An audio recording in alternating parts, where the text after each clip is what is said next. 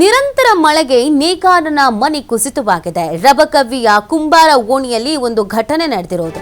ಬಾಗಲಕೋಟೆಯ ರಬಕವಿ ಬನಹಟ್ಟಿ ತಾಲೂಕಿನ ರಬಕವಿ ಶ್ರೀಶೈಲ ಬುರ್ಲಿ ಎಂಬ ನೇಕಾರನ ಮನೆ ಕುಸಿತವಾಗಿದೆ. ವಿಪರೀತವಾಗಿ ಮಳೆ ಆಗ್ತಿರುವಂತಹ ಹಿನ್ನೆಲೆಯಲ್ಲಿ ನೇಕಾರರ ಮನೆಗೆ ಕುಸಿತವಾಗಿರುವಂತಹ ಘಟನೆ ಬಾಗಲಕೋಟೆಯ ರಬಕವಿ ಬನಹಟ್ಟಿ ತಾಲೂಕಿನಲ್ಲಿ ನಡೆದಿರುವಂಥದ್ದು.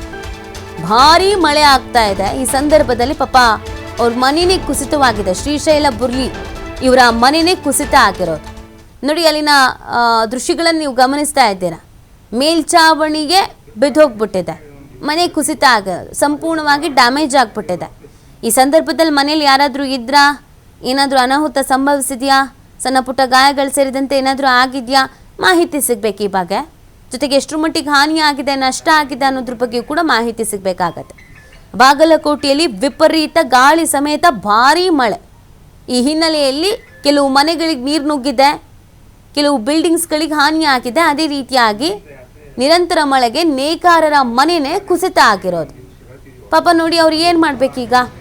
ಇದನ್ನು ಸರಿ ಮಾಡಿಸ್ಕೊಳ್ಬೇಕಾಗತ್ತೆ, ಅದಕ್ಕೆ ಟೈಮ್ ಬೇಕಾಗತ್ತೆ. ಮಳೆ ಅಂತೂ ಬಿಡ್ತಾನೇ ಇಲ್ಲ, ಬರ್ತಾನೇ ಇದೆ. ಮನೇಲಿ ಎಷ್ಟು ಜನ ಇದ್ದರು, ವಯಸ್ಸಾಗಿರೋರು ಇದ್ದಾರಾ, ಹೆಣ್ಮಕ್ಳು ಇದ್ದಾರಾ, ಮಕ್ಕಳು ಇದ್ದಾರಾ, ಮಾಹಿತಿ ಸಿಗಬೇಕಿದ್ರ ಬಗ್ಗೆ. ಸಡನ್ನಾಗಿ ಒಂದು ರಾತ್ರಿಯಲ್ಲಿ ಅಥವಾ ಒಂದು ದಿನದಲ್ಲಿ ಮನೆಯೇ ಈ ಥರ ಕುಸಿದು ಬಿದ್ದುಬಿಡುತ್ತೆ ಅಂತ ಅಂದರೆ ಎಲ್ಲಿಗೆ ಹೋಗ್ತಾರೆ ಹೇಳಿ? ಏನು ಮಾಡ್ತಾರೆ? ಈಗ ಅಸಮಾಧಾನ, ಬೇಸರವನ್ನು ವ್ಯಕ್ತಪಡಿಸ್ತಾ ಇದ್ದಾರೆ. ಮಳೆಯ ವಿರುದ್ಧ ಆಕ್ರೋಶ ವ್ಯಕ್ತಪಡಿಸ್ತಾ ಇದ್ದಾರೆ. ಇದನ್ನು ಬಿಟ್ಟು ಇನ್ನೇನು ಮಾಡ್ಬೋದು? ಇನ್ನು ಮಳೆಗಾಲ ಪ್ರಾರಂಭವೇ ಆಗಿಲ್ಲ, ಮುಂಚಿತವಾಗಿಯೇ ನಮಗೆ ಇಷ್ಟರ ಮಟ್ಟಿಗೆ ವರದಿ ಆಗ್ತಾ ಇದೆ. ಭಾರಿ ಮಳೆಯಿಂದ ಸಾವು, ನೋವು, ಹಾನಿ, ನಷ್ಟ ಸಂಭವಿಸ್ತಾ ಇರೋದ್ರ ಬಗ್ಗೆ ವರದಿ ಆಗ್ತಾ ಇರೋದು.